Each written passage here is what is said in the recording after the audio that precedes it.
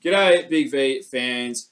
Senior podcast here. We're discussing Div1 men, and we're going to go over some likely MVP candidates for the season, but more or less MVPs for each team. Now, we'll touch on everyone. We'll be a little bit more specific on some as we dive through straight away. Warren Dyke being the number one, Michael Burt.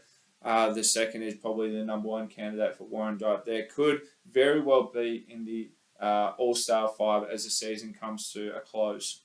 Yeah, he's an absolute scoring weapon. An athletic lefty. He'll be thereabouts. Definitely one of the best players in the league, and he can score at will. Absolutely. Jamal Polydor from Warrnambool is probably the clear-cut number one there for Warrnambool. Alex Gines, the player coach, is not too far behind, but you would probably say that Polydor would be the number one there again. Another possible starting five appearance. Yeah, just scores a little bit more consistently than Gines. Gines does those little things, the rebounds, the setting hard screens, the distributing the ball. But Polydor is a scoring beast in this league, and I think his 30 points and 6 assists or something on the weekend is probably a good testament to that. Yeah, absolutely. Chelsea now, and you think about these guys, you look at Elijah Davey, the third highest scorer in the league with 24 points per game, is next to probably Aaron Frost to be the close second for Chelsea, someone who is possibly going to win that rebound award. But, if these guys had gotten some more wins, they might have possibly polled some more votes. Yeah, and I'd almost put Aaron Frost as, that 21 points and 12 rebounds is probably 16 rebounds as their favourite for their team MVP. But yeah, as you say, Ted, I don't think it's pretty difficult to justify an MVP coming from a team that's lost so many games throughout the year. Yeah, absolutely. Pakenham being another one that's probably has two guys that would sort of steal votes off each other, just depending on how the game goes. But Joe Davis being the Division 2 men MVP, and then his teammate Josh Dow, two very, very competitive guys that, show out constantly. But, interesting as to see who would poll votes in most of their games. But I think Joe Davis would be the number one guy there. Yeah, and he's shown that he does poll votes pretty well after winning the Division 2 MVP last year. But yeah, certainly, what a dynamic duo they are for Pakenham this season. Absolutely.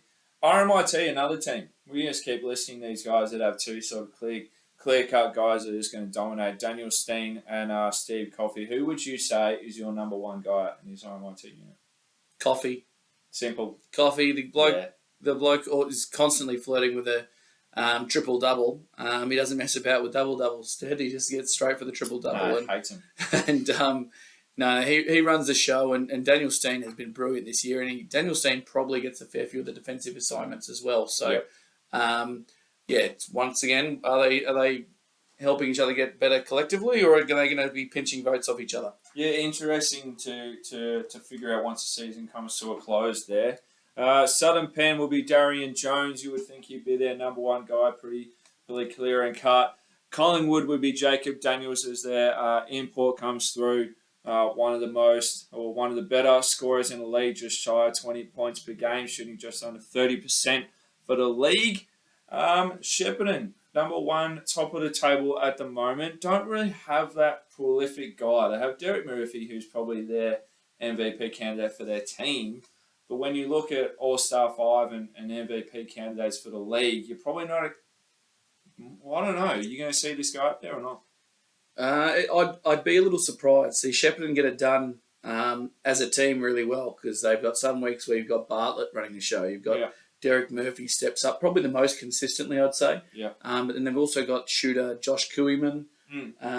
So they've got a number of scoring weapons, and they do it more as a team, and that's probably why they're sitting on top of the ladder. They've got so many different weapons. Absolutely. Gippsland United are probably another team that sort of does it by committee. Ben Barlow is possibly their number one guy, or at least their most consistent across, the stat sheet, I guess you could say. Yeah.